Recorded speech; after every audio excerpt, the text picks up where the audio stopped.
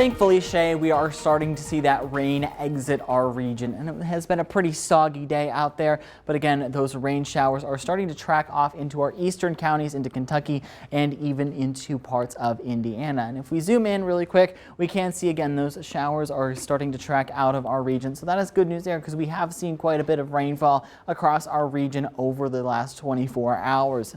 And we are still hanging on to our mostly cloudy skies for a lot of us, but I'm expecting that sun to poke out within the next couple of hours as that cold front starts to work its way through our region.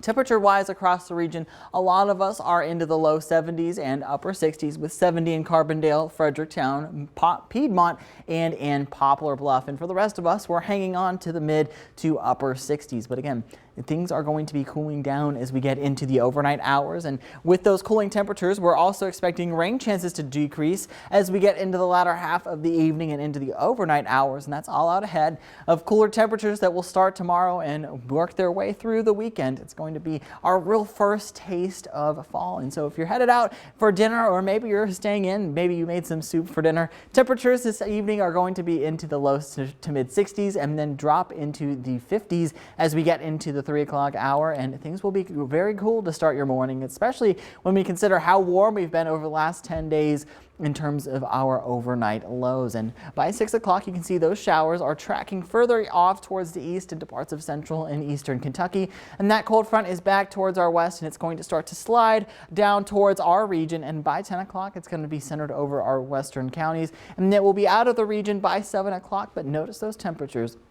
Off towards the north into portions of Mount Vernon and Sparta, we could see overnight lows into the upper 40s. And for those of us around Carbondale and Marion, we may see overnight lows around 50 degrees, and it will be a little bit warmer down towards the south, say in Murray, Kentucky, or in Union City, Tennessee. But by lunchtime, a lot of us are still hanging on to the mid 60s for afternoon temperatures, and some of us may not even make it to 70 degrees for tomorrow afternoon's high, but I think most of us will make it to 70. And check that out. By 9 o'clock, we will still be already falling into the upper 40s for some of us. And tomorrow, after that cold front starts to pass, we could see a few strong gusty winds, especially as we get into the latter half of tomorrow afternoon, with wind gusts peaking somewhere around 22 to 23 miles per hour. But sustained winds should be around 10 to 15 miles per hour. But those gusty winds definitely could blow things around. So make sure that you've tied down any loose objects and keep that Storm Track 3 app handy. Although I can say that I think our radar is going to be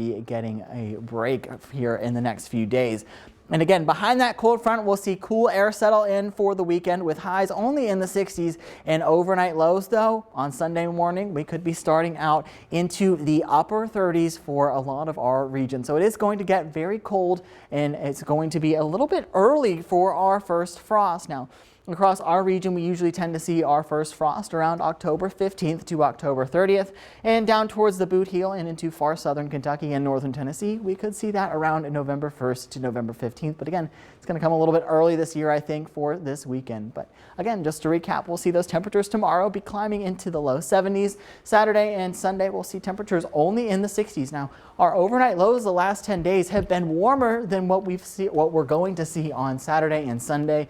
But then we're going to get right back into the 70s as we get into the start of the work week, and we are tracking a scattered storm chance on Wednesday and Thursday. Gary, did I hear you say you were expected to see some sunshine? We are expecting to see a lot of sunshine. Oh, as those storm clouds start to clear, yeah, we could see the sun come out behind those clouds for a little bit. Okay, all right, thanks, Garrett. That's hard to believe, but thanks, Garrett.